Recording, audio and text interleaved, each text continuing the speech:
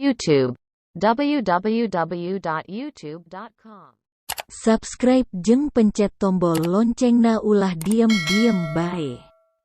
Assalamualaikum warahmatullahi wabarakatuh. Bismillahirrahmanirrahim. Dengekeun pake cepil, liat pake panon baca, resapi pake hati.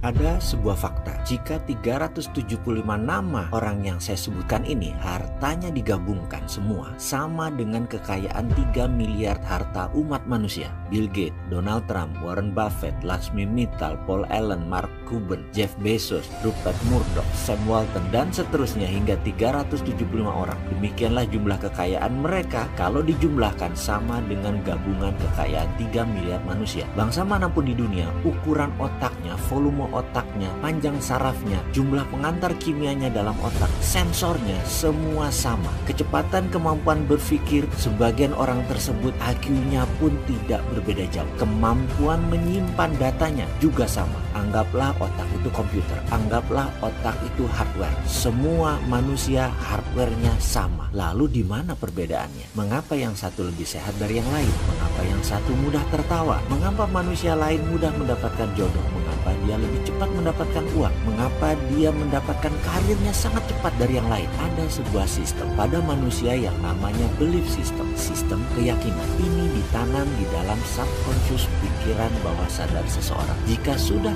ditanam di posisi ini, merubahnya memerlukan teknik khusus. Cara biasa tidak akan pernah bisa. Misalnya kebiasaan merokok. Maaf, saya mengambil contoh merokok karena mudah difahami. Saya tidak merokok, namun saya bukan anti perokok. Prinsip saya merokok itu baik, tidak merokok jauh lebih baik. Itu hanya sebuah pemahaman dan pengambilan posisi melihat sesuatu. Kembali merokok sebagai contoh. Dalam iklan TV secara vulgar ditulis merokok bisa menyebabkan kanker, gagal janin, penyakit paru-paru, dan lain sebagainya. Dibacakah oleh setiap rokok? Ya, dibaca. Berhentikah karena takut mereka? Tidak. Mengapa? Inilah kerja otak. Otak conscious yang menguasai informasi pengetahuan hanya menguasai 12% dari tindakan. Subconscious, pikiran bawah sadar, menguasai 88% dari tindakan. Informasi tadi hanya menempel di conscious, tidak menggerakkan otak, hanya menempel di 12%. Otak subconsciousnya tetap menganggap rokok itu nikmat. Itulah yang dilakukannya. Kita kembali ke prosperity conscious, kesadaran kemakmuran, IQ kaya, tulang kaya, balung sugih, apapun itu. Ini adalah software kaya yang mereka miliki.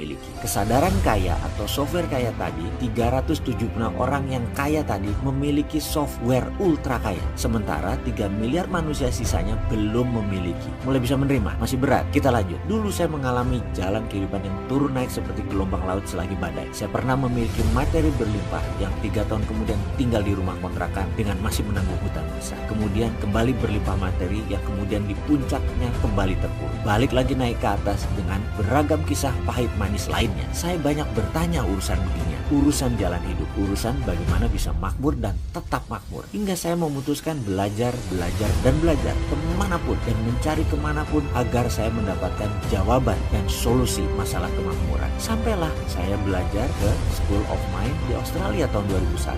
Disinilah semua terungkap, setidaknya menjawab apa yang saya cari. Jadilah sebuah pelajaran bisnis ala Mardi. Pengalaman-pengalaman pribadi tersebut saya buatkan dalam sebuah video naratif yang disiapkan untuk sahabat semua. Ada harga tentunya dan jauh lebih murah dari 7 hari mengikuti pelajaran tersebut. Sekali lagi, selamat